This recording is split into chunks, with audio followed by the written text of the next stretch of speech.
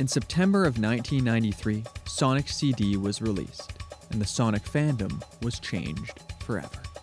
Because now, Amy Rose was here. I like Amy. She's cute and funny. Both her classic and modern designs are pleasant bursts of color, and her over-the-top slapstick antics gave her a unique energy among the Sonic cast. So, going into Archie Sonic, I was excited to see what they would do with her. Mecha Sonic has engaged the hedgehog. Oh, boo-hoo! What's wrong, Amy Rose? I was hoping someday Sonic would get engaged to me! Isn't it true that you charge this little badger $5 to join the Sonic fan club? Boo-hoo! Ducoulette, meanest guy I ever met. Oh, Amy, you and your 2 appearances over the span of a year of the comics run, followed by almost 3 years of basically existing in the background sometimes. From her conception, Amy's been a humorous character to me. Where most video game protagonists presumably vied for the affection of their damsels in distress, Sonic didn't. Nah, he just helped this girl out of the kindness of his own heart, and then he took off, leaving Amy as a girl with an unrequited crush. Which leads to some inherent problems with bringing her into the comic. Because where this Sonic actively avoids the affection of the ladies, Archie Sonic loves them so much that he has literal, genuine, no-holds-barred, baby-making, Sega-approved sex. He has twins with Sally Acorn folks. Thrice. One of the most fascinating parts of Archie Sonic is how little reverence it gives to the games and characters it was meant to promote.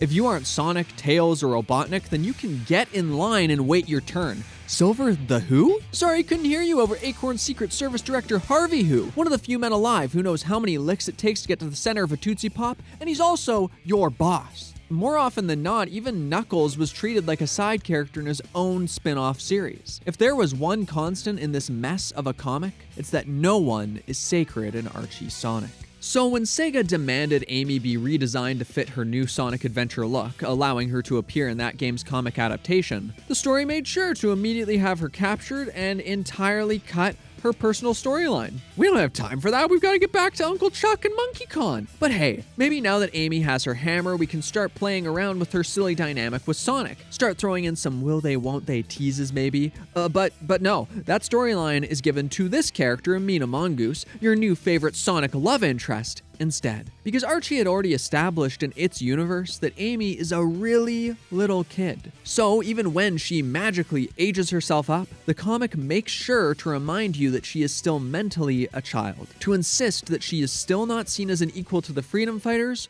or an equal to Sonic. On one hand, I kinda respect the audacity of the comic to so stubbornly stick to its guns. After all, Amy is eventually allowed to join the Freedom Fighters during a time skip, revealing that while Sonic was presumed dead, she stepped up again and again, becoming the freedom fighter she had always wanted to be. We even get this B story dedicated to her officially joining the team, acknowledging her growth and maturity. It's a genuinely heartfelt gesture, with Amy's stunned and joyful reaction actually resonating a bit. But, come on. Now almost a decade into the comics run, and Amy's only tangible reward is a handshake, a medal, and the privilege of once again fading into the background. At best, she's the Freedom Fighter's backup plan, and she barely even appears in that capacity. At that point, is her role in the narrative really so different from when she was treated as just some girl who appeared when the plot needed her? Usually, this is the point where I would explain how Ian Flynn, the comic's new head writer, radically altered the character or used some details from their past to push them in a new direction. But no, Flynn doesn't reinvent Amy, doesn't send her on some gripping quest toward personal growth. Instead, he keeps her exactly as she was, with the same role in the narrative she's always had, popping up here and there. And yet, somehow, by the end of his run, in what felt like the blink of an eye, she had become not just a good character, but a great one, and my favorite version of Amy Rose by far. Hey folks, Scourge here, again. And I've got a problem. My budget is bad. This hog's got his finances all out of order, which is why today's video is sponsored by Rocket Money. Rocket Money is a comprehensive finance app that can help you cancel subscriptions, lower bills, and just manage your money better. I've tried using spreadsheets to budget before, and I don't know, they've just never really worked or stuck for me. However, Rocket Money's intuitive interface and comprehensive options made it super easy. For example, I've used it to get all my forgotten subscriptions in a single list, and in some cases, it could help me cancel them in just a few taps. Overall, when using all the app's premium features, Rocket Money has helped users save up to $740 a year. For me, the most important part of the app is its customized budgets. It'll show you where all your money is going, identify top spending categories, and let you know about upcoming charges or low balances in your account, so that you always know what's happening with your money. So to save more money and spend less, go to rocketmoney.com/lowart or click on the link in the description to get started for free. See ya! As we've discussed, Amy is not treated as a main character. By the time Flynn arrives, she's basically at a D-tier level of relevancy. Like, more important than Larry Lynx, but less important than Tommy Turtle, you know? But being relevant isn't the same as being memorable. Basically, if this character's role is to only appear every so often, to be a surprise when she does show up, then let's make it fun. You leave Bunny to us. Go bother the groom. Can't I do anything, Rosie? Keep our flower girl entertained until the ceremony. Sonic! Amy! Hey, Sally. Who's shooting holes in the door? I knew you'd be guarding the front door. And I figured you'd take the slide. Oh no. They're trapped. And you are finished. If you're gonna fight, fight fair. He wasn't paying attention. No tiny pink girl will tell the Iron King how to crush his enemies. Who are you calling tiny?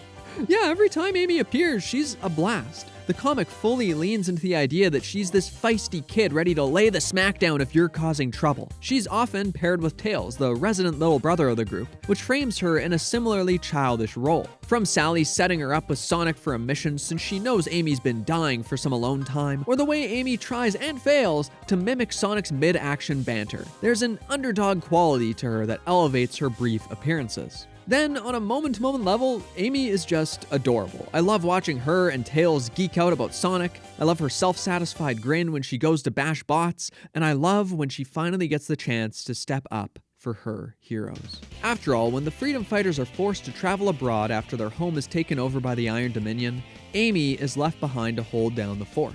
Immediately, she takes charge as the de facto leader, the muscle, and the heart of the group. Heck, look at her! She's the cover now! Her team is off fulfilling their role, and Amy knows she's going to fulfill hers here. Sonic will save the day eventually, but until then, she's going to do what she can. Soon after, Amy is thrust into the spin-off Sonic Universe for Treasure Team Tango, a 4-part free-for-all between Team Dark, the Babylon Rogues, the Hooligans, and Team Rose. It's chaotic, wall-to-wall, rapid-fire action and humor, as more and more people are pulled into this ridiculous conflict. With all the shenanigans and scene-stealing characters constantly clashing, you'd think Amy would get lost in the shuffle. But instead, the story's chaos is entirely wrangled by her. Whether she's babysitting Cream and making sure she feels wanted and safe, putting the fear of God into her enemies, or keeping Team Dark's loose cannons in check, everything Amy does is in service of helping someone she just met. Someone who doesn't trust her and eventually doesn't want to be a burden to her. But as Amy says, I'm a freedom fighter. All I do is help people. And just like that, it's water under the bridge. Overall, this arc is a wonderful showcase of Amy's earnest nature in all its uniquely Amy ways. Because though she embodies Sonic's heroism, she is not the same kind of hero. Now, where Sonic generally takes a laid-back approach, making jokes or throwing out snappy one-liners, Amy just looks like she is going to murder you. It's clear that she's always just winging it, which only adds to her endearing, spunky underdog nature. Whether that's how she brazenly guns for Shadow, gets tongue-tied trying to one-up Rouge, or of course, comically overextends herself. I'm Amy Rose of the Freedom Fighters and Sonic's future sweetheart. Isn't it a bit presumptuous to claim Mr. Sonic like that? He knows how I feel and how we're meant to be. I'm pretty sure he's dating Princess Sally now. Cream, drop it. Actually, this exchange is a perfect example of how Amy hasn't really changed at all. She knows what she wants, and that's what matters. So when Sonic and Sally are going on their first real date in a long time, Amy appears out of nowhere, as she always does. Not to interfere, but instead to let these two heroes she admires so much enjoy a peaceful evening. Because though she wants to be with Sonic, she just as badly wants him to be happy. Really, because Amy is so often absent, her straightforwardness feels inspiring. Amy doesn't need to become what she wants to be, she just needs the chance to show it, all while never coveting the spotlight. Because despite her desire for Sonic to see her as the ultimate hero, her desire to be a freedom fighter has never been performative. It has always been a genuine reflection of who she simply is. And so, when Eggman and other forms of evil just like him start to take her heroes, her friends, from her, she does the only thing she can. While the remaining freedom fighters are consumed by grief, Amy is once again in the background, delivering gifts to the hospital room of the couple who had her as their flower girl at their wedding, who she fought alongside in so many battles, and who she immediately tried to comfort when everything fell apart. Then she goes to check up on Tails, only to run into his father and encourage him to be that source of comfort instead, something he's never had the chance to be, and the person Tails truly needs in this moment. And then there's Sonic, who Amy pleads with to come out or at least let her in. Like always, Amy's good heart guides her, but she isn't invincible. So when Sonic's parents finally sit with her and give her the chance to take a step back, her reaction is shockingly real as she explains the other side of why she's doing all this. Because if I help everyone else deal with their own grief, I won't have time to. I'll be too busy to. Amy, it's okay. We're here for you now. I really love this. Amy's way of dealing with grief is just being there for others, all while highlighting that she should have someone there for her too, that she is also allowed to feel in this moment. And that duality makes this one of the most emotional scenes in the entire comic. Because even if it's in part to distract herself, it's yet another way she embodies the freedom fighters, at this point remaining even more true to their original vision than its founding members. And so she pushes forward, going with Tails to check in on Sonic, who, while clearly depressed, is also worse than that. He's almost ready to give up. As he says, the freedom fighters are done. Cut it out! We don't have time for those kinds of jokes. We didn't learn to be freedom fighters from just anyone, you know. You didn't quit when you got arrested. You didn't quit when Robotnik came back. You didn't quit when we lost Old Mobotropolis or Knothole or our families or any other time. So get up. We've got freedom fighters to save.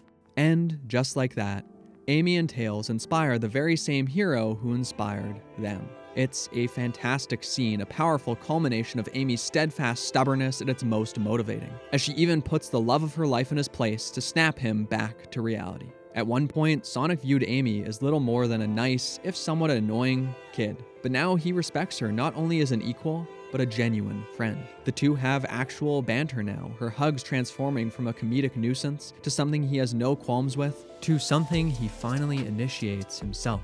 To put it bluntly, Archie Sonic is kind of a jerk at times, and most of his growth is about overcoming his ego and hero complex. And so I find it pretty compelling that while Sonic is still figuring himself out, the one he's inspired has never had any doubts about herself or him. From here, Amy naturally slides into her new role as one of the core freedom fighters, joining up with Tails and Sonic as Team Fighters, the group that will protect the world at large from Eggman. At this point, Amy has become one of the main cast, the final form of her stepping up when others need her, and a version of her character that is almost immediately rebooted. After a handful of issues with Amy as part of Team Fighters, the plot is unceremoniously cut short. Hundreds of issues of build-up, all leading to a white void, devouring the context, personalities, and nuance of this world and its cast. Normally with these Archie videos, this is where it would end. A bittersweet note reflecting on what we had and what could have been. Except, that's not the case for Amy. Because where most of these reboot characters are forced to leave behind their Archie original baggage and become different people, Amy is one of the few who doesn't really have that baggage in the first place. Her friendship with Blaze and Cream, keep it. They're game characters after all. And more importantly, her new role as a main character, yeah, that works. Amy is now at least as important as the original freedom fighters. Does this mean it's exactly the same? No. The context has changed, and so has the overall tone of the series, especially with how the art depicts her comedic side. Shout out to Evan Stanley and Diana Skelly because she looks great. It's always funny. It is so bright and colorful and wonderful and nice, and yeah, I just really like her. She's cute. Look at her. Look at her. I like her. Yeah, she's fun. Anyway, yeah. Despite all the unfortunate circumstances, despite all that's changed, the parts of Amy I loved have stayed the same, her kind heart and her steadfast spirit. And no relationship shows that better than Amy's connection with Knuckles. See, about halfway through their adventure, our heroes link up with good old Rad Red, who's on the quest to find pieces of the Master Emerald. However, Angel Island hasn't fallen like it usually does, because since the comic is loosely adapting Sonic Unleashed, every landmass has become a floating island. So now he has to reform the Master Emerald before the world itself is fixed, and his island plummets. And so, Amy immediately offers to help Knuckles find the last pieces of the Master Emerald with her newly learned Mystic Melody ability, once again leaving the main cast to be where she's needed, not only stepping up for Knuckles physically, but emotionally too. Because since his mission began, Knuckles has started to have some serious doubts. Multiple people are telling him that he needs to let the emerald go, that he should let someone else take it off his hands and protect it. After all, what's the point of guarding some rock on some island for the rest of his life? Especially when it seems like he's only ever done a pretty horrible job of it. But then there's Amy. Throughout this mission, she's had Knuckles' back simply out of the kindness of her heart. So when Knuckles tries to hide his true feelings from her, she offers an ear, and after Knuckles finally verbalizes these concerns, she offers her response, free of any judgment. I'll tell you what I know. You're a good guy. Sure, you've been tricked and robbed, but you've been on your own for most of your life. You've been brave enough to live in the wild doing a thankless job, and fully committing to it no matter the odds. You're a special kind of person. A hero even. That's what I find so inspiring about people like you and Sonic. No matter what, you keep fighting. You keep fighting. You keep fighting. And so, when things have gone from bad to worse, when now the Master Emerald and Amy have been stolen away, it's those words that empower Knuckles, allowing him to protect the person who has given his heart so much strength, a person he will always try to protect, just as she will do the same for him. I really like what this speech represents for Knuckles. Where others have constantly questioned Knuckles' commitment, Amy gives him a much simpler view of things. His failures are understandable, and above all else, they don't change the fact that this is important to him. He wants to be the Guardian. He wants to protect the Master Emerald. Even if he doesn't know anything about why, that much holds true. And at the end of the day, isn't it enough? And there's wisdom in that simplicity, and that recognition that sometimes it's not about some deeper reason or duty. It's about what you want. And really, what could be a more perfect send-off for Amy Rose than that? A girl who's always followed her heart wherever it leads her, no matter how seemingly unimportant. Watching the world that matters to so many people put itself back together from this beautiful view on a single, floating piece that only matters to one. And that's why I think Archie Amy is the best Amy. Hey there, folks. Thanks for watching. I hope you enjoyed the video. As usual, thanks to my patrons whose names are scrolling on by. If you want to see more Archie Sonic videos, there's one on Tails right here you can click, or you can subscribe for any of my other stuff. Have a good one. Bye-bye for now.